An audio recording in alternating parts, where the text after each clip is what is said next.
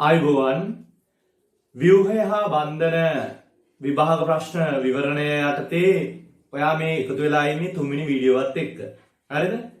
එතකොට තමයි අද අපි සාකච්ඡා කරන්න යන්නේ ව්‍යුහය හා බන්ධන යටතේ ඔයාට ඇවිල්ලා තියෙන 2013 එක B හා C කොටස් වලට අදාළ ප්‍රශ්න දෙක.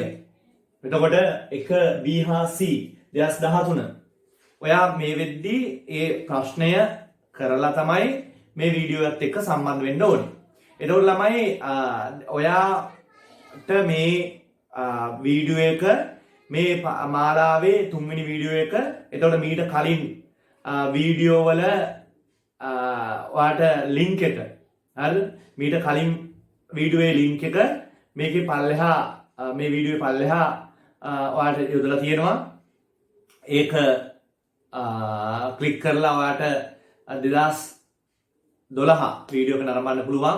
එතකොට 2012 එක පල්ලෙහා තියෙනවා 2011 එකේ ලින්ක් එක. එතකොට ඒ විදිහට ඔයාට මුලින් ඉඳන් වීඩියෝස් ටික නරඹන්න පුළුවන්. හරිද? එතකොට 2011 පිළිවෙලින් 2012 ඊට පස්සේ 2013 පේපර් වලට සම්බන්ධ වුණා නම් තමයි වඩා සුදුසු වෙන්නේ. හරි. එහෙනම් ඔයා දැනට ප්‍රශ්නය කරලා නැත්නම් ඔයාගේ පහුගිය විභාග ප්‍රශ්න පොතේ 2013 එක B හා C කොටස් දෙක කරලා විනාඩි 10ක විතර කාල සීමාවක් කරන් කරලා තමයි මේ විවරණයත් එක්ක සම්බන්ධ වෙන්න ඕනේ. එහෙනම් ළමයි අපි අද බලමු කොහොමද 2013 ප්‍රශ්න ඉදිරිපත් වෙන්නේ කියලා බලන්න. ඔයාට එක B කියනවා නයිට්‍රමයිඩ් දුබල අම්ලයේකි භස්ම හමුවේදී එය N2O හා H2O බවට වියෝජනය වේ. නයිට්‍රමයිඩ් මත පදනම් වී ඇති රෝම ඉලක්කම් 1 සිට 5 කොටස් වල පිළිතුරු සපයන්න. එහි සැකිල්ල පහත දී ඇත. හරි. එහෙනම් ළමයි ඔන්න අපිට සැකිල්ල දීලා තියෙනවා. මම ඔයාලට කියලා තියෙනවා මේකෙදී අර ඔයා හැම වෙලේම මොකද කරන්න ඕනේ? උඩින් තියෙන විස්තරේ කියවන්න ඕන සැකිල්ල දිහා බලලා ලුයිස් වීම නිර්මාණය කරන්න යන්න එපා කියලා. එහෙනම් ඔන්න බලන්න එක B කොටසේ රෝම ඉලක්කම් 1 අපිට සැකිල්ල දීලා තියෙනවා. අපෙන් අහන්නේ මේ අණුව සඳහා වඩාත්ම පිළිගත හැකි ලුයිස් ව්‍යුහය අඳින්න. හරි. එහෙනම් මම සැකිල්ල අඳ ගන්න ඉස්සෙල්ලාම මෙන්න මෙහෙම තියෙන්නේ. මෙන්න මෙහෙම තියෙන්නේ. හරි. ඔන්න ඔහොම තමයි සැකිල්ල තියෙන්නේ. හරි. දැන් ළමයි අපිට ලුයිස් ව්‍යුහය අඳිද්දී අපි පාවිච්චි කරන ක්‍රමවේදයක් තියෙනවා. ඒ ක්‍රමයට ලුයිස් ව්‍යුහය ඇඳාම හරිම ලේසි. ඒක මම 2011 ප්‍රශ්නේ විස්තර කරද්දිත් කියලා දීලා තියෙනවා. 2012 ප්‍රශ්න විස්තර කරද්දිත් කියලා දීලා තියෙනවා. ඒකට මම ඔයාලට නිර්දේශ කරන්නේ මේ ප්‍රශ්නෙට එක්ක සම්බන්ධ වෙන කලින් ඒ විවරණයන් දෙක නරඹලා මෙතනට ආවනම් තමයි වඩා සුදුසු වෙන්නේ. හරි. එතනින් ළමයි අපිට දැන් ඔයාලට මේ ව්‍යුහයේදී ඔයාලට පේනවා නයිට්‍රජන් දෙන්නෙක් මැද්දේ ඉන්නවා. එතකොට අපි ලුයිස් ව්‍යුහය අඳිද්දී අපිට අපේ පියවර ඔස්සේ යම් තැනක් එනවා. මොකද්ද මේකේ මධ්‍ය පරමාණුව කියන එක අපි දැනන් ඉන්න ඕන. ළමයි ඔයා බලන්න මේ මැද පරමාණු දැන් ඔයාලට පේන නයිට්‍රජන්ලා දෙන්නෙක් ඉන්නවා. දෙන්නම නයිට්‍රජන්ලා. එතකොට මේ දෙන්නගෙන් වඩා කවුද සුදුසු වෙන්නේ මධ්‍ය පරමාණුව වෙන්න? එතකොට ඒක අපිට සැකිල්ල දිහා බලලා තීරණය කරන්න පුළුවන්. නැත්තම් මේක ඇඳන් යද්දිත් ඔයාලට ඒක පිළිබඳ අදහසක් ගන්න පුළුවන්. ළමයි මෙතන නයිට්‍රජන්ලාම දෙන්නෙක් හිටියට මේ දෙන්නගෙන් මධ්‍ය පරමාණු සඳහා සුදුසු වන්නේ මේ පළවෙනි නයිට්‍රජන් නෙමෙයි දෙවෙනි නයිට්‍රජන්. ඒතර මෙයා තමයි වඩා සුදුසු වෙන්නේ මේකේ කවුරු විදිහටද? මේකේ මධ්‍ය පරමාණුව විදිහට. ඇයි මෙයා වඩා සුදුසු වෙන්නේ? මොකද්ද ඒ සඳහා යාර දෙන සුදුසුකම්? අන්න ඒක ගැන අපි සලකා බලන්න ඕනේ. ළමයි මේ නයිට්‍රජන් පරමාණු දෙකෙන් මේ නයිට්‍රජන් තමයි ළමයි බන්ධන වැඩි සංඛ්‍යාවක් හදාගන්න පුළුවන්කම තියෙන්නේ. මොකද අපි මධ්‍ය පරමාණුව තෝරගනිද්දී අපි කියනවා මොකක්ද? එක්කෝ දැනටමත් වැඩි බන්ධන සංඛ්‍යාවක් හදලා තියෙන කෙනෙක්. හරිද? ඒ වගේම හදන්න ඉඩකඩ තියෙන කෙනෙක් තමයි මධ්‍ය පරමාණු විදියට තෝරගන්නේ. දැනටමත් බන්ධන වැඩි සංඛ්‍යාවක් හදලා තියෙන කෙනෙක්. එහෙම ගත්තහම නම් දෙන්නම එක සමානයි. මොකද දැනටමත් දෙන්නම බන්ධන 3 ගානේ හදලා තියෙන්නේ. නිසා මේ දැනටමත් හදලා තියෙන බන්ධන දිහා බලපුවම මේ දෙන්නගේ වෙනසක් නැහැ. හැබැයි වැඩි බන්ධන සංඛ්‍යාවක් හදන්න ඉඩකඩ තියෙන කෙනෙක් කියලා ගත්තහම මේ නයිට්‍රජන් තමයි තෝරාගෙන එන්නේ. ඇයි හේතුව? ළමයි මේ නයිට්‍රජන්ට හයිඩ්‍රජන් එක්ක තව බන්ධන හදන්න බෑනේ. තේරුණාද? මේ නයිට්‍රජන්ට මේ දෙන්නත් එක්ක තව බන්ධන හදන්න බෑ. හදනවා නම් මේ නයිට්‍රජන් එක්ක මේ මැද්දෙන් හදාගන්න ඉඩකඩක් තියෙනවා. හැබැයි මේ නයිට්‍රජන්ට මෙයත් එක්ක තව බන්ධන හදාගත්ත හැකි. මොකද එයා 5 බන්ධන හදනවා. මෙයත් එක්ක තව බන්ධන හදාගත්ත හැකි. එයාත් 5 බන්ධන හදනවා. ඊට අමතරව මේ නයිට්‍රජන් එක්ක තව බන්ධන හදාගත්ත හැකි. ඒක නිසා වැඩි බන්ධන සංඛ්‍යාවක් හැදීමට පුළුවන් දැනටමත් හදලා තියෙන හෝ හැදීමට ඉඩකඩ තියෙන කෙනා තමයි අපි මේ මැද්දේ පරමාණු කීපයක් තියෙද්දී මධ්‍ය පරමාණු විතර ගන්න. එතකොට ඒකට තියෙන තව ලක්ෂණ තමයි එයා විද්‍යුත්නිතායෙන් අඩු ප්‍රභේදය වෙන්න ඕන. ඉතින් මෙතන නම් මේ දෙන්නම එක සමාන නිසා විද්‍යුත්නිතාවය ගැන හිතන්න දෙයක් නැහැ. දෙන්නගෙම අපි එක සමානයි. එහෙනම් ළමයි අපි මොකද ගන්නෙ? මෙයාව තමයි තෝරාගන්නේ මධ්‍ය පරමාණු විදිහට. අපි මේ අපි තෝරා ගැනීම අපිට මේ ලුයිස් ව්‍යුහය නිර්මාණය කර ගැනීමේදී ඒක ඉතා වැදගත් දෙයක් වෙනවා. එහෙනම් අපි බලමු කොහොමද මේකට අදාළව අපි අඳින්නේ කියලා. මේකට අදාළව අපි ව්‍යුහය අඳින්නේ කියලා කොහොමද කියලා අපි බලමු. මුලින්ම ළමයි අපි මොනවද මුළු සංයුජ ඉලෙක්ට්‍රෝන යුගල් ගාන හොයාගන්න ඕනේ. ඒක තමයි පළවෙනි පියවර. මුළු සංයුජ ඉලෙක්ට්‍රෝන යුගල් ගාන හොයාගන්න ඕනේ. එතකොට අපි හැම වෙලේම බලන්න ඕන මේ ඉන්නේ කවුද? සැකිල්ල දිහා බලලා ඒක තීරණය කරන්න බෑ. උඩින් තියෙන විස්තරේ බලන්න ඕන. උඩින් තියෙන විස්තරේ කියනවා මේ ඉන්නේ ඔය කියන NH2NO2ම තමයි. ඒක උදාසීන කෙනෙක්. හරි. ඒකට ඒ කියන්නේ ආරෝපණ නැහැ. එහෙනම් මෙතන එක්ස්ට්‍රා දෙන්නෙක් ඉන්නවා. සංයුජ ඉලෙක්ට්‍රෝනයි හොයන්නේ. සංයුජ ඉලෙක්ට්‍රෝන කියන්නේ යාගේ සංයුතා කවචේ නැත්නම් අවසාන ශක්ති මට්ටමේ තියෙන ඉලෙක්ට්‍රෝන. THG අවසාන ශක්ති මට්ටමේ ඉලෙක්ට්‍රෝන එක ගානේ දෙන්නෙක්ගේ දෙකක් තියෙනවා. ඊට පස්සේ නයිට්‍රජන්ලා දෙන්නෙක් ඉන්නවා. නයිට්‍රජන් එක්කෙනෙක්ගේ ඉලෙක්ට්‍රෝන පහ ගානේ එක්කෙනෙක්ගේ පහ ගානේ දෙන්නගේ 10ක් තියෙනවා. හරිද?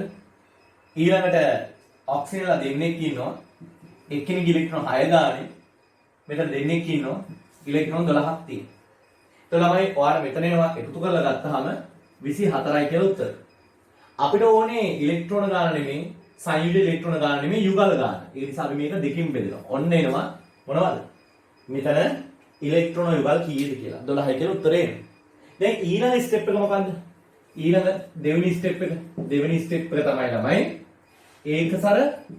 ඒකසර ඉලෙක්ට්‍රෝන යුගල්. ඕක තමයි දෙවෙනි ස්ටෙප් එක. ඒකසර ඉලෙක්ට්‍රෝන යුගල්. ළමයි ඒකසර ඉලෙක්ට්‍රෝන යුගල් කියන්නේ අපි සරල භාෂාවෙන් කිව්වොත් තිත් යුගල්. මේ ලුයිස් ව්‍යුහයක් හදිද්දී අපි යොදන තිත් යුගල් ටික තමයි අපි දැන් දාන්න යන්නේ. එතනදී ළමයි මේ තියෙන්නේ මුළු සංයුජ ඉලෙක්ට්‍රෝන යුගල් ගන්න. එතකොට ඒක දෙවිධයකටයි කියන්නේ. දෙවිධයකට මේක තුල යෙදෙනවා. එකක් තමයි මේ බන්ධන වලටත් ඔය යුගල් වෙන් වෙනවා. ඊට පස්සේ තිත් යුගල් වලටත් මේ යුගල් වෙන් වෙනවා. ඒ නිසා ඉස්සල්ලාම අපි ඒකසර යුගල් ගන්න හොයන්න නම් මේ මුළු යුගල් ගානේ බන්ධන වෙනුවෙන් යුගල් කීයක් වෙන් වෙලා තියෙනවද කියලා බලන්න ඕන. මේ ඉරිකැලකින් කියන්නේ ඉලෙක්ට්‍රෝන යුගල බන්ධනය. එතකොට මේකට 1යි 2යි 3යි 4යි 5යි පහක් මේ සඳහා ගිහිල්ලා තියෙනවා. එතකොට ඉතිරි වෙන්නේ 7යි. හරි ඉලෙක්ට්‍රෝන 7යි යුගල් 7යි ඉතිරි වෙන්නේ. ඔය යුගල් 7 තමයි අපිට තිත් යුගල් විදිහට දාන්න පුළුවන්කම ලැබෙන්නේ. එතනදී වැදගත් දෙයක් තියෙනවා ළමයි. කවදාකවත් තිත් යුගල් හෙවත් ඒකසර ඉලෙක්ට්‍රෝන යුගල් හයිඩ්‍රජන්ට තමන්ගේ විද්‍යුත්කාරය මොකක් වුණත් යොදන්නේ නැහැ. එහෙනම් මෙතන තිත් යුගල් විදිහට දාන්න පුළුවන්කම තියෙන්නේ ඔක්සිජන් සහ නයිට්‍රජන් ලාට විතරයි. හයිඩ්‍රජන්ට කොහොමත් ඒකසර ඉලෙක්ට්‍රෝන යුගල් යෙදෙන්නේ නැහැ. එහෙනම් ළමයි දැන් මේ ඉන්න ඉතිරි පරමාණු හතරෙන් කාටද මුලින්ම දාන්නේ? මම කලින් ප්‍රශ්න දෙක සාකච්ඡා කරද්දී ඔයාලට කිව්වා අපි මෙතනදී මුලින්ම යොදන්නේ විද්‍යුත් ඍණතාවෙන් වැඩි පරමාණු වලට තමයි පළමුව ඉලෙක්ට්‍රෝන 8 සම්පූර්ණ වෙන විදිහට යුගල් යොදන්නේ. ඒතකොට ඉලෙක්ට්‍රෝන 8ක් සම්පූර්ණ වෙන්න යුගල් යොදද්දී ඉලෙක්ට්‍රෝන 8කට යුගල් කීයක් ඕනද? යුගල් 4යි ඉලෙක්ට්‍රෝන 8ක් කියන්නේ. එතකොට දැන් මෙතන එක ඉරක් තියෙනවා. ඒ කියන්නේ එක බන්ධනයක් තියෙනවා. එහෙනම් එක ඉලෙක්ට්‍රෝන යුගලක් ඇවිල්ලා තියෙනවා. එහෙනම් යුගල් 4 නම් එන්න ඕනේ. මෙයා විදුලියටයි වැඩි නිසා මෙයාගෙන් පටන් ගන්න මේ දෙන්නගෙන් කැම්පින් එකකින් පටන් ගන්න පුළුවන්. එහෙනම් මම මෙයාට තව යුගල් 3ක් දානවා. එතකොට හරියනේ ළමයි. 1යි 2යි 3යි මේ ඉරයි ඉර කියන්නේ යුගලක්.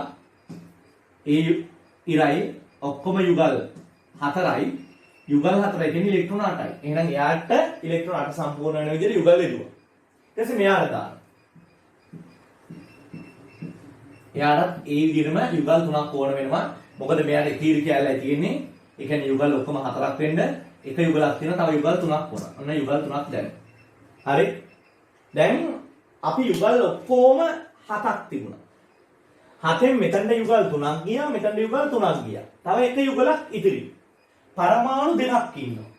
මේ පරමාණු දෙකෙන් කාටද මේ ඉතිරි යුගල දාන්නේ? මොකද මෙයා ගත්තාම ඉරි කැලි 3යි තියෙන්නේ, ඉලෙක්ට්‍රෝන 6යි, තව එක යුගලක් අඩුයි. ඒ යුගල් 4ක් තියෙන්න බෑ. 8 සම්පූර්ණ වෙන්න. ඒතර මෙයාට එක යුගලකම අධිකමක් තියෙනවා. මෙයා ගත්තාමත් එහෙමයි. එක යුගලකම අධිකමක් තියෙනවා. එහෙනම් දැන් කාටද මේ අපි ගාව ඉතිරිලා තියෙන යුගල දාන්නේ? ඔන්න ඕකටයි ළමයි මේකදී අපි මුලින්ම මධ්‍ය පරමාණුව කවුද කියන එක තීරණය කරන් ආවේ. මොකද හේතුව මධ්‍ය පරමාණුව කියන්නේ ගෙදර ඉන්න අම්මා වගේ. මම ඔයාලට කිව්වා අම්මා බත් බෙදා ගනිද්දී අවසානයේම තමයි බෙදාගන්නේ. ගෙදර ඉන්න අනිත් අය ඉස්සනම් බෙදලා ඉන්නවා. අන්න ඒ වගේ. මේකේ විදුලිතාවය වැඩිම මම කිව්වා පෙරේත කමින් වැඩිම අයට මුලින්ම බෙදනවා. විදුලිතාවය වැඩිම අයට මුලින්ම බෙදනවා. එතකොට මෙයා අම්මා නම් ඊළඟට මෙයා අවසානයේම බෙදාගන්නේ. ඒ නිසා ඊට කලින් මෙයාගේ මදිපාඩුව පිරිමහලා ඉන්නේ. එහෙනම් තව එක යුගලයි ඉතිරි. මොකද වෙන්නේ? මේ ඉතිරි යුගල මෙන්න මේ මධ්‍ය පරමාණුව නොවන අනිත් කෙනාට දානවා. ඒ නිසා මතක තියාගන්න හැම වෙලෙම මධ්‍ය පරමාණුවට දාන්නේ අවසානෙටම අනිත් අය ඔක්කොම පුරවලා ඉවර වුණාට පස්සේ ඉතිරි නම් පවනවා. එහෙනම් ඔන්න ඔහමයි යුගලේ. ඔන්න ඔහමයි යුගලේ. හරි. පැහැදිලිද? දැන් එහෙනම් මධ්‍ය පරමාණුව පරීක්ෂා කරලා බලමු. මධ්‍ය පරමාණු පරීක්ෂා කරලා බලද්දී ළමයි ඉතාමත් පැහැදිලි මධ්‍ය පරමාණු පරීක්ෂා කරලා බලද්දී ඔයාලට පේන්න තියෙනවා මධ්‍ය පරමාණුවේ යුගල් තියෙන්නේ 3යි. ඉරි කැලි 3යිනේ. තව එක යුගලක මධිකමක් තියෙනවා එයාට ඉලෙක්ට්‍රෝන 8ක් එන්න දා. මොකද යුගල් 4ක් එන්න ඕන. ඉරි කැලි දන තිත් යුගල් වල එකතුව 4ක් වෙන්න ඕන. දැන් මෙතන ඉරි 3ක් තියෙනවා. එහෙනම් 4ක් වෙන තව එක තිත් යුගලක් තියෙනවා නම් හරි. තේරෙනවද? නමුත් තිත් යුගල් නැහැ. එහෙනම් මෙයාට එක යුගලකම අධිකමක් තියෙන නිසා මෙයාට අසල්වාසී 3 දෙනෙක් ඉන්නවා. ඒ 3 දෙනාගෙන් කාගෙන් හරි එක යුගලක් හවුල් බන්ධනයක් විදිහට ඉල්ල ගන්න. දැන් ළමයි මේ ඉල්ලා ගැනීමේදී ඔයාලට පැහැදිලිව පේනවා මෙයාගෙන් ඉල්ල ගන්න පෙළඹෙන්නේ නෑ ළමයි. ඇයි? මෙයාට තියෙන්නේ එක යුගලයි. හැබැයි මෙයාට යුගල් 3 ගානේ තියෙනවා. ඒ නිසා පෝසත් කෙනෙක් ගාවට තමයි මෙයා යොමු වෙන්නේ. පෝසත් කෙනෙක් ගාවට යොමු වෙනවා. ඒතකොට ඔයාලට මෙයාගෙන් හරි ඔය යුගල ඉල්ල ගන්න පුළුවන්. මම මෙයාගෙන් ඉල්ල ගන්නවා. එතකොට මම මේ යුගල මකනවා. ඒ මකන්නේ මෙයාට දෙන්න ඕන නිසා. හැබැයි මෙයා ඒක දෙන්නේ එයාට පාඩුවක් නොවන විදිහට. ඔන්න හවුල් බන්ධනයක් විදිහට එයා ඒ යුගල මේ දෙන්න අතර යොදා ගන්නවා. එතකොට මෙයාට අඩුපාඩුවක් වෙලක් නැහැ. එයාට කලින් යුගල් 4ක් වෙනවා දැනුත් යුගල් 4ක් තියෙනවා. මෙයාට දැන් එයාගේ යුගල් 4ක් සම්පූර්ණ වෙලා තියෙනවා. ඔන්න මේකට ඒකසර යුගල් යෙදිලා බන්ධන ටික සම්පූර්ණ කරගන්න විදිය. එහෙනම් ඔන්න අපි තුන්වෙනි ස්ටෙප් එක අපි කළා මොකක්ද? මධ්‍ය පරමාණු අඳුරගෙන එයාගේ මොනවාද? බන්ධන ගාන සම්පූර්ණ කරගත්තා. ඊළඟට අවසානයේ අපි විධිමත් ආරෝපණය හොයා ගන්නවා නේද? විධිමත් ආරෝපණය හොයා ගන්නවා. ඒක තමයි ඊළඟ ස්ටෙප් එක. විධිමත් ආරෝපණය කියන්නේ මෙහෙම යුගල් යොදපුවාම ඒ එක එක පරමාණු මත පවතින නැත්නම් ඒ පරමාණු වලට එන ආරෝපණය. එක එක පරමාණු වලට එන ආරෝපණය. මම ඒක හොයාගන්න ඔයාලට සමීකරණයක් දුන්නා. විධිමත් ආරෝපණය කියන එක සමානයි විධිමත් ආරෝපණය කියන එක සමානයි ඒ අදාළ පරමාණුවේ කාණ්ඩ අංකයෙන් ඒ අදාළ පරමාණුවේ කාණ්ඩ අංකයෙන් අඩු කරනවා එයාට සම්බන්ධ වෙලා තියෙන ඉරි කෑලි ගණන ධන එයාට සම්බන්ධව තියෙන තිත් ගණන. ඔන්න ඕක තමයි විධිමත් ආරෝපණය කියන්නේ. මම ඕක මෙතන දාලා පෙන්නුවොත් මේ බලන්න මෙයාට අදාළව කාණ්ඩාංකය 5යි. මෙයාට අදාළව කාණ්ඩාංකය 5යි. එයාට සම්බන්ධ මයිජන්නේ කාණ්ඩාංකයේ 5යි යාට සම්බන්ධ ඉරි කැලි ගාන 3යි.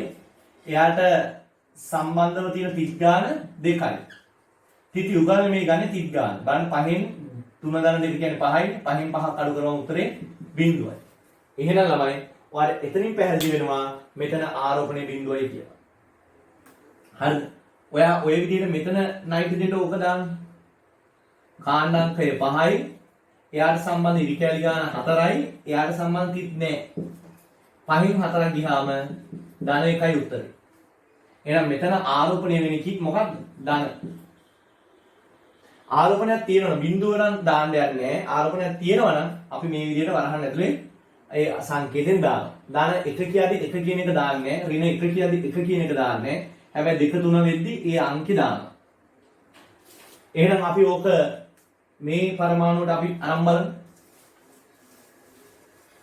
මේ පරමාණුවට අරන් බැලුවොත් ඔය විධිමත් ආරෝපණය කියන එක කාණ්ඩාංකය 6යි ඔක්සිජන්ගේ. එයාට සම්බන්ධ ඉරි කැලි 1යි, තිත් 1යි 2යි 3යි 4යි 5යි 6යි. තිත් 6යි. එහෙනම් 6 ඍණ 1 ධන 6 කියන්නේ 7යිනේ. එතකොට 6න් 7ක් ගියාම ඍණ 1යි උත්තරේ. එහෙනම් මෙතන ආරෝපණය වෙන්නේ ඍණ 1යි. පැහැදිලිද? ඕක මෙතනට දාලා බලන්න. කාණ්ඩාංකය 6යි. එයාට සම්බන්ධ ඉරි කැලි 2යි. එයාට සම්බන්ධ තිත් 4යි. 6න් 4 මෙතන 2 ධන 4 කියන්නේ 6යි. 6න් 6ක් ගියාම උත්තරේ 0යි. එහෙනම් මෙතන ආරෝපණයක් එන්නේ නැහැ. ඔයාලට ඕන නම් මේ හයිඩ්‍රජන්ටත් ඕක දාලා බලන්න පුළුවන්. අවශ්‍ය නැහැ. මොකද හයිඩ්‍රජන්ට මෙහෙම තනි බන්ධනයකින් ඉද්දි කිසිම ආරෝපණයක් දරන්නේ නැහැ කියන එක ඔයා අත්දැකීමෙන් දන්නවා. නමුත් අපි නිකන් දාලා බලුවොත් හයිඩ්‍රජන් පයින් කාණ්ඩේ එයාට සම්බන්ධ ඉරි කැලි ගාන 1යි, තිත් 2ක්වත් නැහැ. එහෙනම් 1 ඍණ 1 කියන්නේ 0. උත්තරේ 0යි. එහෙනම් ළමයි ඔයාලට එතනින් පැහැදිලි වෙනවා විධිමත් ආරෝපණ ටික දාන්න ඕන හැම පරමාණුකම බලන්න ඕන. හැම පරමාණුකම චෙක් කරන්න ඕන ෂුවර්මෙන් වල ඔයාලා දැන් හයිඩ්‍රජන් වගේ එකක් නම් ඔයාලා අත්දැකීමෙන් දන්නවා. ආරෝපණයක් නැහැ කියලා ඔහොම තියෙද්දි. එහෙනම් එහෙම චෙක් කරන්න අවශ්‍ය වෙන්නේ නැහැ. හොඳටම දන්නවා. ළමයි එහෙනම් මෙන්න මේ මුකුත්ම තියෙන්න බෑ. ඔයා මේ ඔක්කොම කරන්න ඕන කටුකොලේ. ඔයා විභාගයේ උත්තර පත්‍රයේ තියෙන්න ඕනේ අහන්නේ ලුයිස් ව්‍යුහය මේකට අදාළව ලුයිස් ව්‍යුහය පමණමයි. ඒ කියන්නේ මෙන්න මේක තමයි උත්තරේ විදිහට තියෙන්න ඕනේ. වෙන මුකුත් තියෙන්න බෑ. එක ආරෝපණයක්වත් එක තිත්විභාගයක්වත් මඟ හරින්න නැතුව අතහරින්න නැතුව හරියටම මෙන්න මේ උත්තරේ තියෙනවනම් වැඩේ හරි. ඔය තමයි උත්තරේ. එතකොට මෙතන ආරෝපණේ ධන 1ක් කියලා ඇවිල්ලා තියෙනවා. මෙතන ආරෝපණේ ඍණ 1ක් කියලා ඇවිල්ලා තියෙනවා. ඔය තියෙන්නේ. තේරෙන්නේ? ඔන්න ඕක තමයි ලුයිස් ව්‍යුහය. ළමයි මේ ඉර මෙතන තිබුණත් හරියක්. මම මෙතනට නේ ගත්තේ. එහෙම වුණාම මේක ඍණ වුණා. මේ ඉර මෙතන තිබුණා නම් මේකයි ඍණ වෙන්නේ. හොඳේ. ඒකත් හරි. හරි? ඒකත් හරි. ඒ කියන්නේ මෙහෙම තිබුණත් හරි. හරි? ඔන්න ඔහම. මෙතන ඍණ, මෙතන ධන. ඔන්න ඔහම. ඔන්න ඔහම තිබුණත් හරි. ওই දෙකෙන් ඕනම එකක් හරි. දෙකම ඕනේ. ඕනම එකක් හරි. ළමයි ඒකට ඔයාලට ලකුණු ලැබිලා තියෙනවා ලකුණු 10ක්. ඒකට ලකුණු ලැබිලා තියෙනවා ලකුණු 10ක්. හරි. ලකුණු 10ක්. ළමයි ඒ වගේම ඉගෙන ගන්න දේ තමයි මේ ලුයිස් ව්‍යුහය කියන එක වැරදුනොත් එතනින් පස්සේ හැම එකක්ම වැරදීමට ඒක හේතුවක් වෙනවා. හැම එකක්ම වගේ වර්ධිනවා මේ බන්ධන පාඩමට අදාළව. එහෙනම් මම මේක පොඩියට පොඩ්ඩක් ලියා ගන්නම්. මේ උත්තරේ මේක ලකුණු 10ක් තියෙනවා.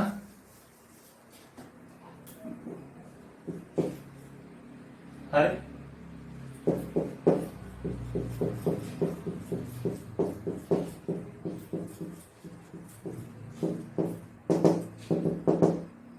ඔන්න ඔය විදිහට.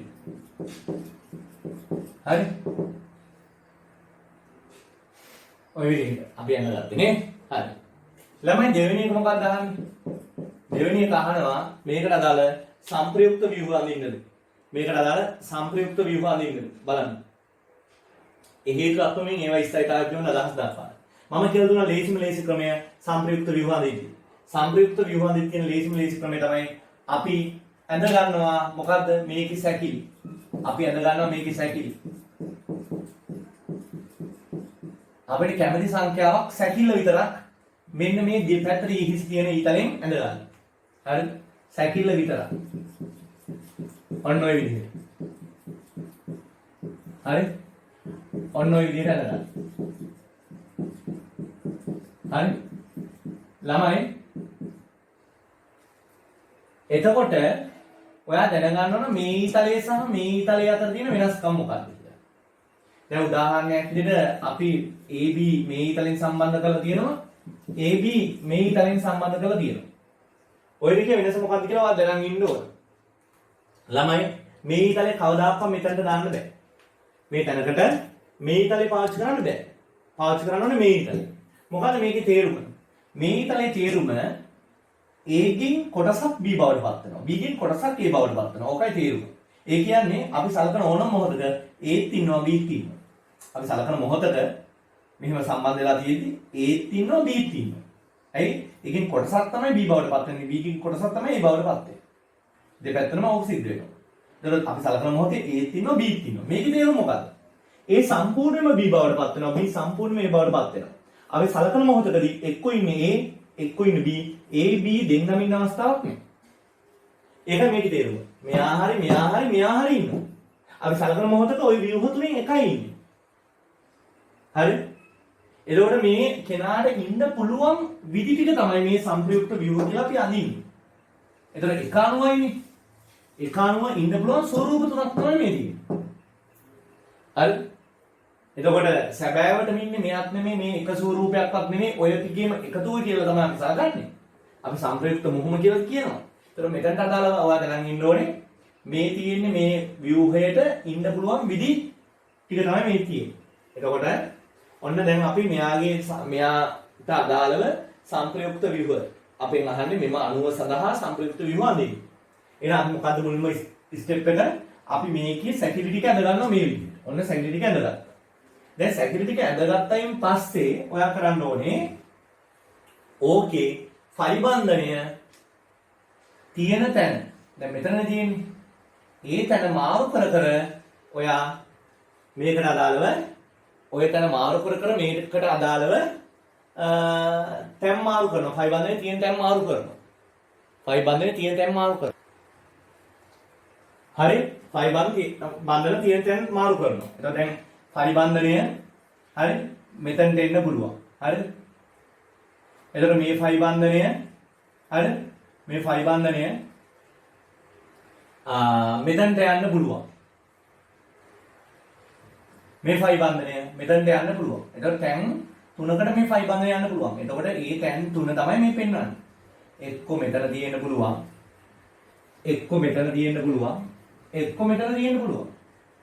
නිකන් අපි සෙල්ලමක් වගේ. මෙතන. සෙල්ලමකට හෝ මෙතනටවත් ෆයි බන්ධනය දාන්නේ නැහැ. ඇයි? හයිඩ්‍රජන් කිසිම වෙලාවක ෆයි බන්ධන හදන්නේ නැහැ. ඒතර මේ ෆයි බන්ධනය අපි සුදුසු පරිදි තියෙන තැන මාරු කරන එක තමයි කරන්නේ. මේ මෙතනට එන්න පුළුවන්. ඒක තමයි මෙතන. ඕක තමයි මම කරලා තියෙන්නේ. හරි? දැන් අපි එහෙම කළාට පස්සේ අපි මේකේ තිත්යුගල් කීයක් තියෙනවද කියලා ගණන් කරගන්නවා. 1 2 3 4 5 6යි. තිත්යුගල් 6යි. එහෙනම් ඔන්න ඔය තිත්යුගල් ටික අපි මේකට යොදමු. දැන් මේ කරන මේ තියෙන්නේ. එහෙනම් මෙතනට යුගල් 3යි. හරිද? මෙතනට යුගල් 2යි. මෙතනට යුගල් 1යි. තිත්යුගල් 6 ඔන්න ඔහොමයි ඉන්නේ. මෙතනට යොදන්න. ඒ යොදලා බලන්න ඕනේ 8 සම්පූර්ණ වෙන විදිහට යොදන්න. මෙතන තව එකයි තියෙන්නේ. යුගල් 3ක් මදි. ඔන්න යුගල් 3 දැම්මා.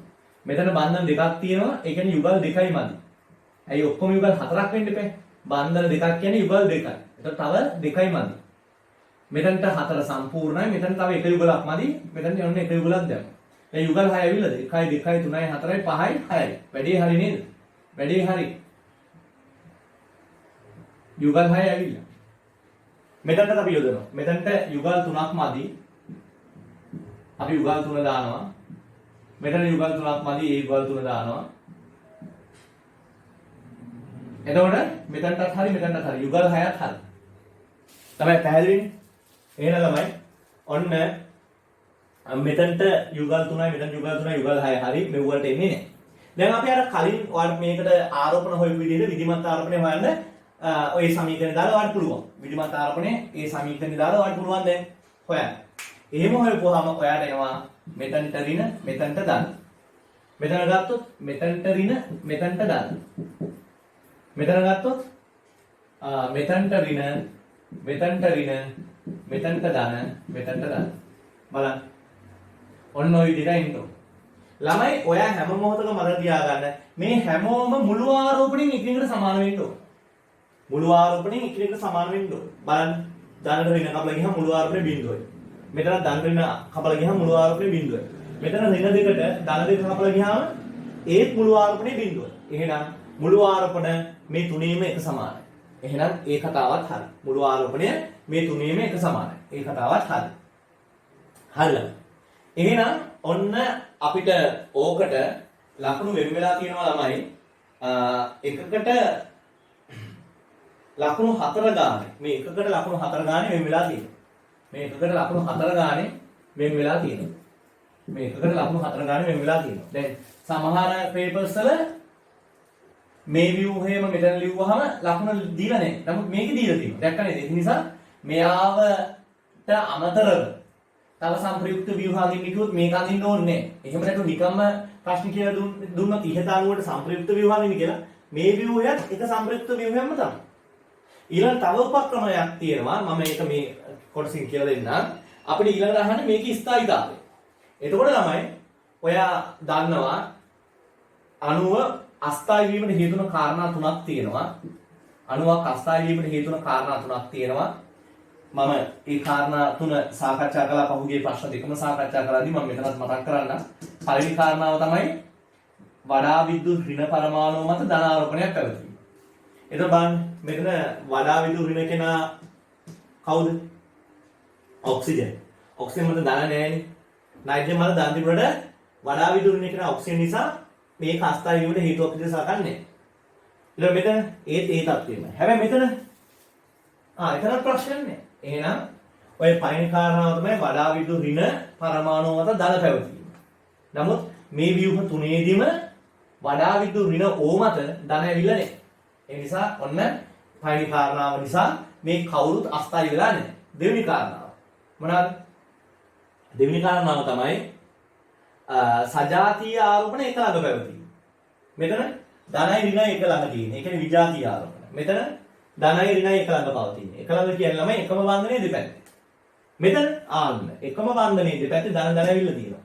ඒ අනුව ගත්තාම මේක අස්ථායී වෙනවා. හැබැයි මෙයාලා ස්ථායීද කියලා තව කියන්න බෑ. ඇයි හේතුව?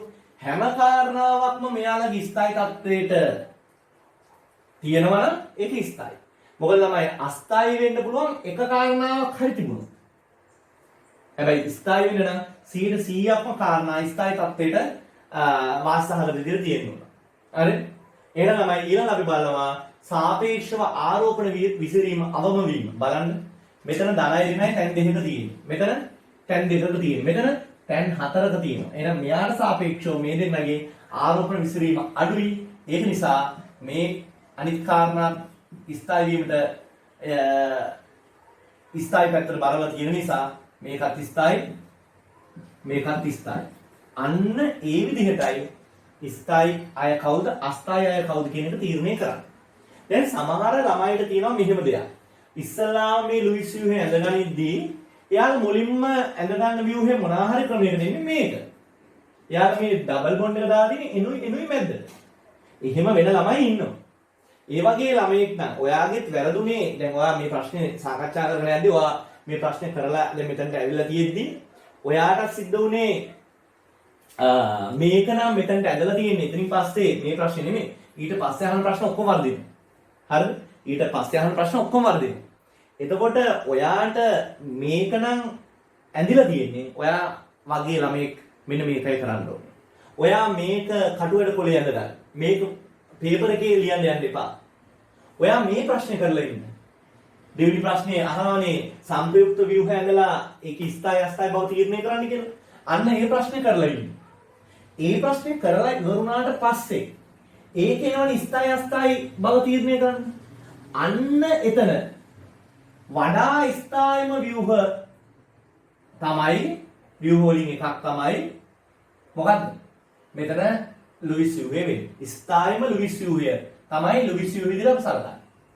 ඒ නිසා ඔයාට මෙතනට ආවට පස්සේ තේරෙනවා මෙන්න මේක තමයි මම මෙතන ඇඳලා තියෙන්නේ. ඒ නිසා ඒක එන්න බෑ. මොකද ඒක අස්ථායි view එකක්. ඊට වඩා හොඳ view දෙකක් තව තියෙනවා. හරි.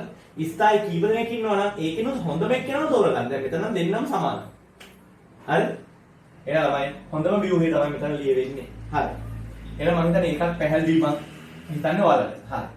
දැන් ඊළඟට අපිට කියනවා හේතු ලියන්නලු මොනවද? දැන් ළමයි මෙතන ලකුණු. මෙතන ළමයි ලකුණු වෙන් වෙන්නේ එක ගානේ වෙන් වෙනවා. මේ හැම එකකටම ලකුණු එක ගානේ වෙන් වෙලා තියෙනවා. ස්ථායි කියන එකට අස්ථායි කියන මේ වචනේට ලකුණු එක ගානේ වෙන් වෙලා තියෙනවා. ඊට පස්සේ අපිට කියනවා මොකක්ද? මේක ස්ථායි වීමට හේතු වන කාරණා සහ අස්ථායි වීමට හේතු වන කාරණා ලියන්න. ළමයි ඔයා බලන්න මේකේ වඩා විදුර ඍණ පරමාණු මත ඍණ ආරෝපණයක් තියෙනවා. හරිද? එතකොට ඒක අපිට ලියන්න පුළුවන්. හරිද? ඒක අපිට ලියන්න පුළුවන් වඩා විද්‍යුත් ඍණ ඕ මත ඍණ ආරෝපණයක් තිබේ. ළමයි මේ ලියන කාරණා මෙයාටයි දෙන්නම පොදු නිසා මම සඟල වරහණක් දානවා. ඒ ලියන හැම කාරණාවක්ම පොදු වුණොත් කොහොම සඟල වරහණක් දාලා ලියන්න පුළුවන්.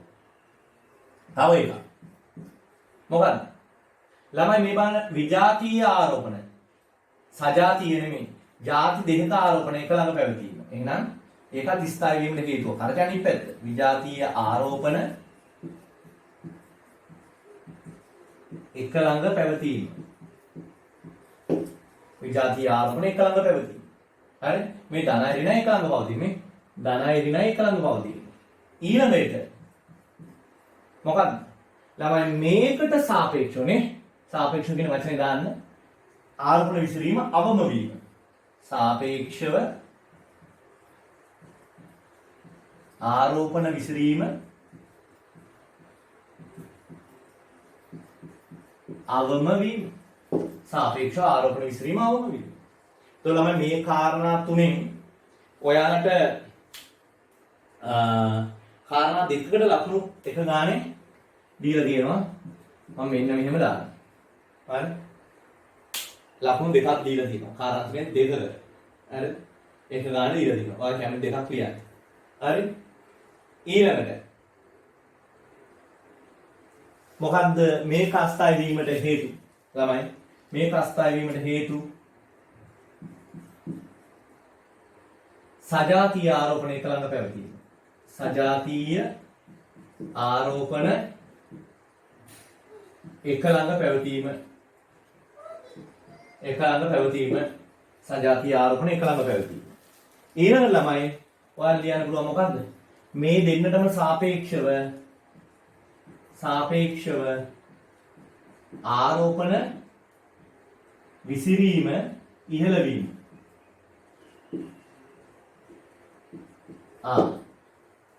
තේරුණා නේද? සාපේක්ෂව ආරෝපණ විසිරීම ඉහළ වීම. හරිනේ? ඒතකොට කෙනෙක්ට හිතුනොත් වඩා විද්‍යුත් ඍණ කෙනා මත ඍණ තියෙනවනේ සර්. එතකොට ස්ථායි වෙන්නේ නැද්ද කියලා?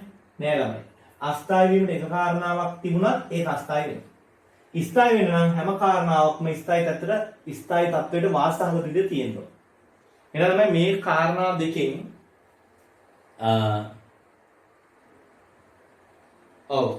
එක ගානේ ලකුණු දෙකක් ලැබිලා තියෙනවා.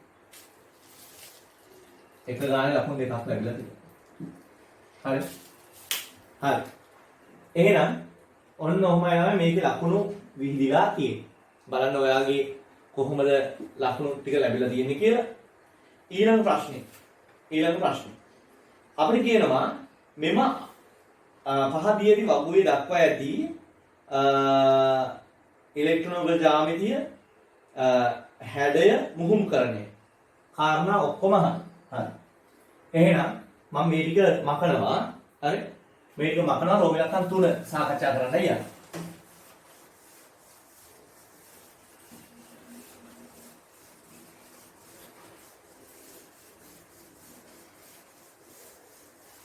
හරි? එතකොට හැඩේ ව්‍යුත්පන්න කරන්න කියලා නෙමෙයි තියෙන්නේ. කෙලින්ම හැඩේ මොකක්ද කියලා පුරවන්නයි තියෙන්නේ. රෝම ඉලක්කම් 3. මට ඒකට මේ ලුයිස් ව්‍යුහේ තමයි උදාගන්නේ. හරිද? අපිට දීලා තියෙනවා මෙන්න මේ වගේ වගුවක්.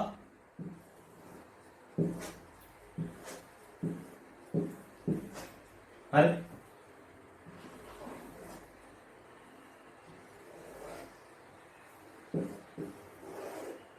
ඔන්න ඔය වගේ වගුවක් තියෙනවා. හරි? ඒ වගුවේ අපිට තියෙනවා මොකද්ද? අපිට තියෙනවා H පරමාණු දෙකටම බැඳුණු N ගැන අහනවා. ඊළඟට O පරමාණු දෙකට බැඳුණු N ගැන අහනවා. හරි? මේක H දෙන්නට බැඳුණු N ගැන අහනවා. හරි? මම ඒක මෙහෙම නිකන් ලියන්නම් N කියලා එක්කනේ. හරි? මම මෙහෙම දාගන්නවා මේක A මේක B කියලා දානවා. මේක A මේක NB. මම නිකන් නම් කරගත්තා ඔයාලට.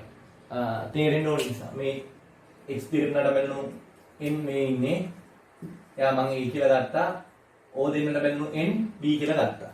ඔය දෙන්න ගැන යහනේ ප්‍රශ්නේ ඉස්සරහානේ ඉලෙක්ට්‍රෝන යුගල ජ්‍යාමිතිය ඊළඟට අහන්නේ හැඩය ඊළඟට අහන්නේ මුහුම්කරණය. මම මේක මේ පැත්තට පුරවන්න. මම මේක මුහුම්කරණේ ඉඳන් උඩට පුරවන්න. මුහුම්කරණේ ගන්න ලේසිම ක්‍රමය මොකද්ද?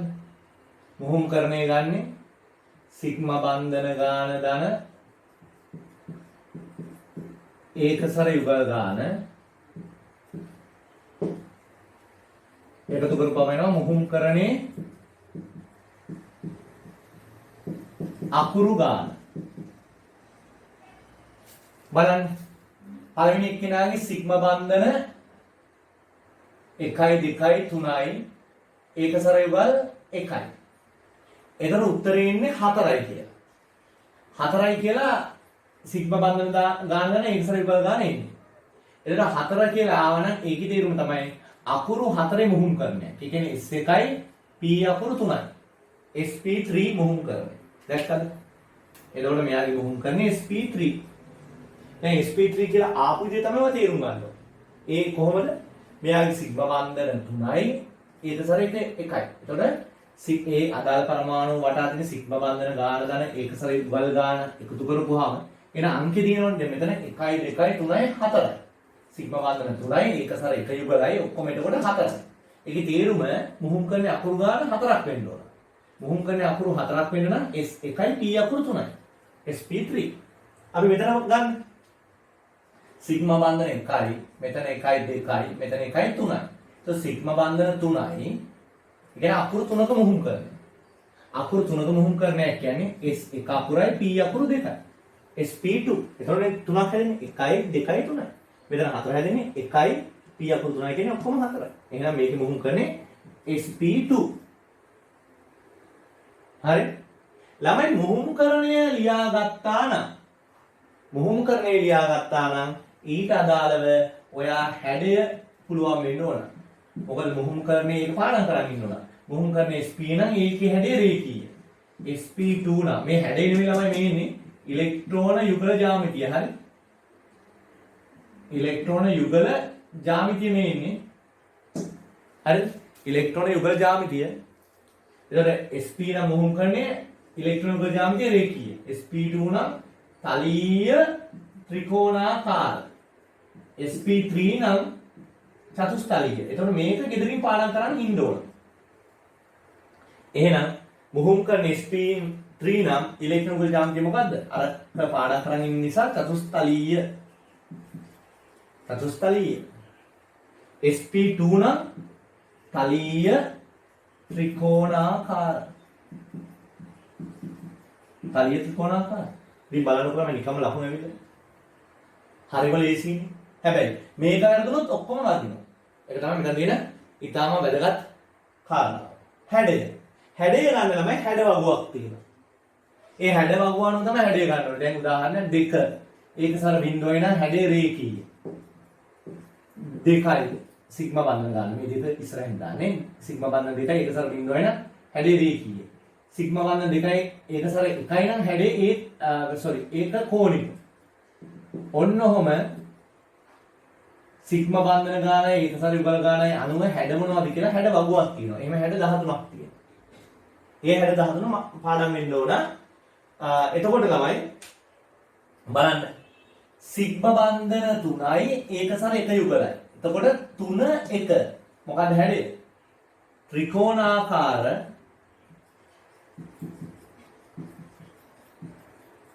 පිරමිඩීය. ඒක නිකම්ම පිරමිඩීය කියලා ලියනවා. වඩා හොඳයි ත්‍රිකෝණාකාර පාදයක් තියෙන පිරමිඩියක් කියන අදහසින් ත්‍රිකෝණාකාර පිරමිඩීය කියලා ලියනවා. සිග්මා බන්ධන 3යි ඒක සර 1යි කියන එකේ හැඩේ. මෙතන සිග්මා බන්ධන 3යි ඒක සර එකක්වත් නැහැ. එතකොට 3 බිඳුව හැඩය තලීය ත්‍රිකෝණාකාරයි.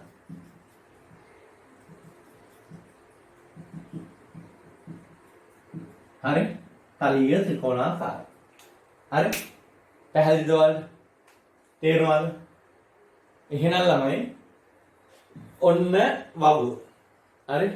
මම මේක සම්බන්ධව තව වැඩි දුරට 2011 2012 ප්‍රශ්නේ සාකච්ඡා කරද්දිත් ඔයාලට කියලා දීලා තියෙනවා. ඒ නිසා මුලින්ම යම් කිසි කෙනෙක් මේ වීඩියෝ කරන් බලන්නේ මේ වීඩියෝ එක පල්ලෙහෙන් අපි දානවා සාමාන්‍ය වීඩියෝ එක පල්ලෙහෙන් ඊළඟ කොටස පහත ලින්ක් එකෙන් බලන්න කියලා ඊළඟ කොටසේ ලින්ක් එක දානවා. පසුගිය කොටස පහත ලින්ක් එකෙන් බලන්න කියලා පසුගිය කොටසේ ලින්ක් එකක් දානවා. ඒක පසුගිය කොටසේ ලින්ක් එකෙන් 2012 බලන්න පුළුවන්. ඒක පල්ලෙහෙන් තියෙනවා. ඊට කලින් පසුගිය කොටස 2011 පේපර් එක ඒක බලන්න පුළුවන්. එතකොට ඔයාලා ඉදිරියට තියෙන ඒවල ලින්ක් එකයි ඊට කලින් තිබුණ එකේ ලින්ක් එකයි මේ වීඩියෝ එක පල්ලෙහෙන් දානවා. එතකොට ඒක ක්ලික් කරලා ඔයාලා මේ වීඩියෝ මාලාවේ මම මේ වීඩියෝ මාලාව තුළ සාකච්ඡා කරන්නේ මේ ව්‍යුහේ හා බන්ධන වලින් විභාගයට ඇවිල්ලා තියෙන රචනා ප්‍රශ්න ටික. එතකොට මේ වීඩියෝ මාලාවෙන් ඔයාලා ඒක ගැන පූර්ණ 100ක් සමහර තීරි පන්තියක හිටියේ නැති වුණා. ඔයාලට පුහුණු වීමක් ලබා ගන්න පුළුවන්. හරි? එහෙනම් ළමයි ඔන්න ඒක හරි. ඊට පස්සේ අපිට ඒකේ ලකුණු තමයි ඕකේ ලකුණු වෙන් වෙලා තියෙන ළමයි එකකට ලකුණු 3 ගානේ 1කට ලකුණු 3 ගානේ 1 2 3 4 5 6යි ලකුණු 18ක් වෙන් වෙලා තියෙනවා. එකකට ලකුණු 3 ගානේ ලකුණු 18ක් වෙන් වෙලා තියෙනවා. හරි? ඊට පස්සේ අපෙන් අහනවා මේ අණුව ද්‍රවීයද නිර්ද්‍රවීයද කියලා. හරිම ලේසියි. යම් කිසි අණුවක් නිර්ද්‍රවීය වෙන්න නම් මොකක් වෙන්න ඕනද?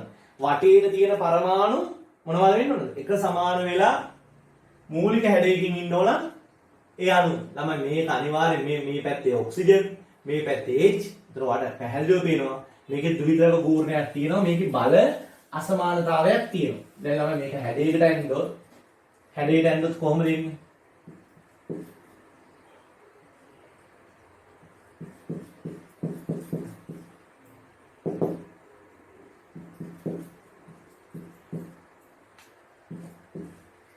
බලන්න ඔන්න ඔය වගේ ඉන්නේ ළමයි.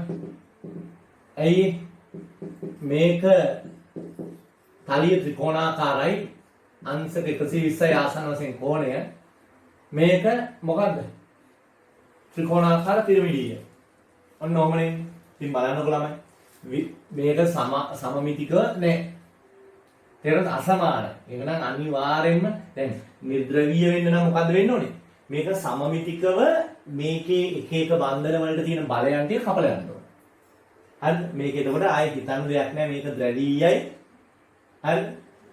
සරලව ගත්තොත් මේක විදුලිකාවෙන් අඩු අයට ධන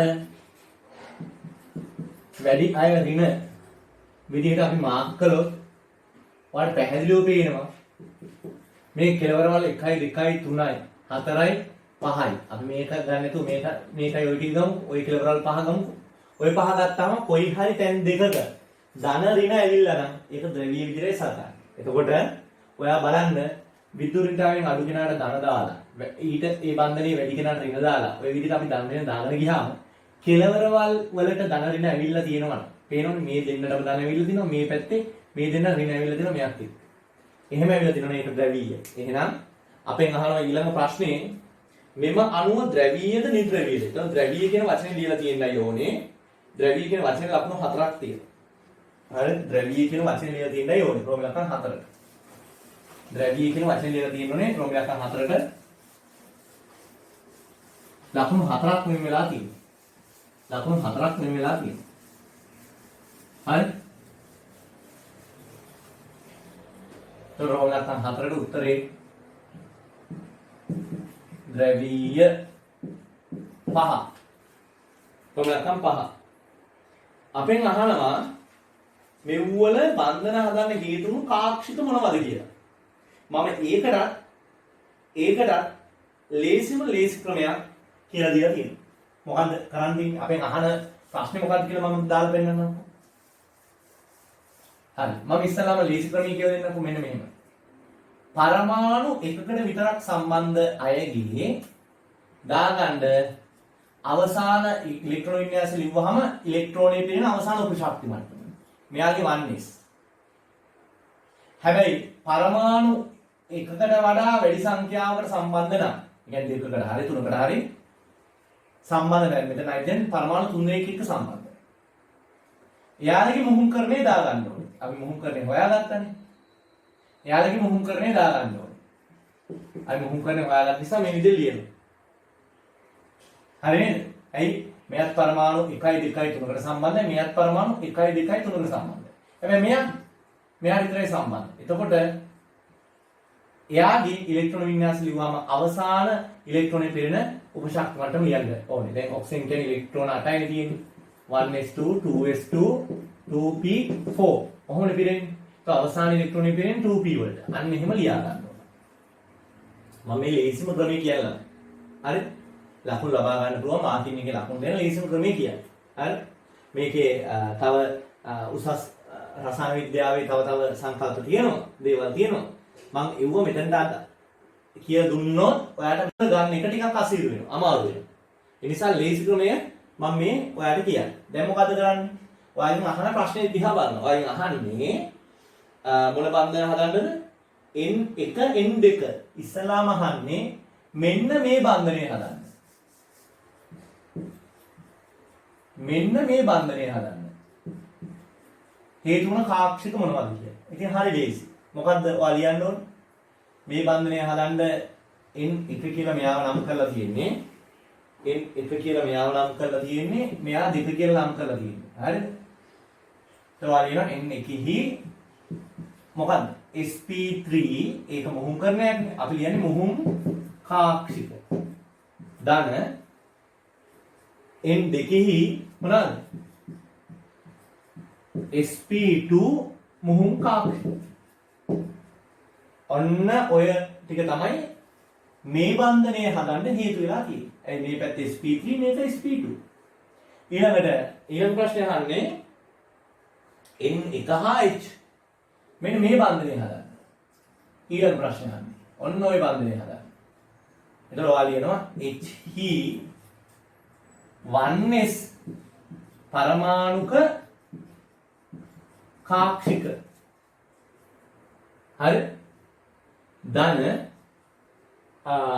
N1 sp3 මුහුම් කාක්ෂික. තේරුණාද? එතකොට ළමයි H වල 1s කියන්නේ මොකද්ද? මුහුම් කරන්න යන ඕන නිසා පරමාණු කාක්ෂික කියලා ලියන්න.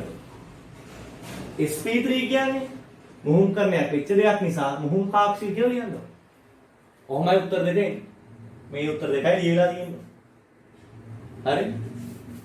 ඕක ළමයි ලකුණු ලැබිලා තියෙනවාට ලකුණු 3 ගානේ 3යි 3යි 3යි 3යි ලකුණු 12ක් ලැබිලා තියෙනවා. හරි? පැහැදිලි? දැන් ඔයගෙන් අහුවනම් මෙන්න මේ බන්ධනය හදලා තියෙන්නේ මොන දෙන්නේ එකතු වෙලාද කියලා. ඔන්න ඕක ඇහුවනම් අහලා නැහැ. ඇහුවනම් මොකද උත්තරේ? N2 sp3 මුහුම් කාක්ෂික. හරි? මුහුම් කාක්ෂික ධන මොකේද? OH 2p පරමාණුක කාක්ෂික. හරි? 2p පරමාණුක කාක්ෂික. ඔන්න ඔය විදිහටයි එන්නේ. දැන් මාකින් එකේ මේකට sp3 කියලා අරගෙනක් තියෙනවා. මම එහෙම උත්තර දෙකක් කියලා දීලා ඔයාලා පටලවන්න යන්නේ නැහැ. ඇයි කියලා ඒක ගැන විස්තර කරන්න යන්නෙත් නැහැ. මොකද හේතුව ඔයා උත්තරේ නිවැරදිව ගන්න එක විදියක් දැනගත්තාම හොඳටම ඇති. ඒ විදිය හැම තැනටම වළංගුයි නම් ඒක තමයි හොඳම විදිය වෙන්නේ. මම මේ කියලා දෙන්නේ ඔයාලට විභාගයේ සාර්ථක කරගෙන 100% හැම ලකුණක්ම ගන්න පුළුවන් ක්‍රමය. එහෙනම් වැඩේ පැහැදිලි. ඊට පස්සේ C කොටස. ඔන්න C කොටසට යනවා. හරි C කොටස යනවා.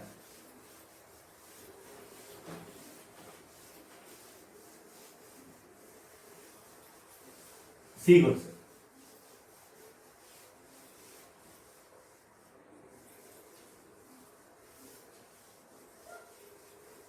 හරි මේ බලන්න C කොටසේ තියෙනවා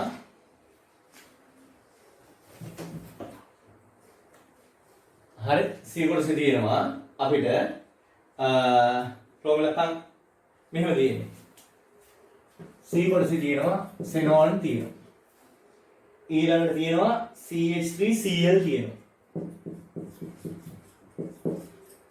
ඊළඟට තියෙනවා HF හරි අපෙන් අහන ප්‍රශ්න මෙව්වා මුලින්ම අහනවා රෝමලකම් 1